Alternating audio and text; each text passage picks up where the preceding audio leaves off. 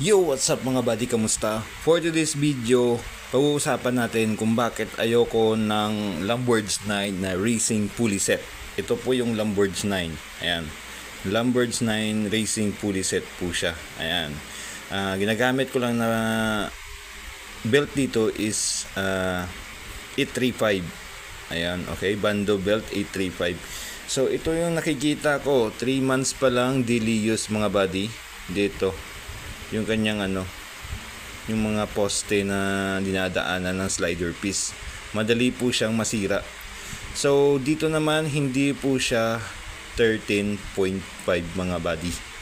So, parang stock degree lang din ng mga ng mga ordinaryong pulley. 14 yata or 14.5. Ayan, ayoko sa Lamborghini 9.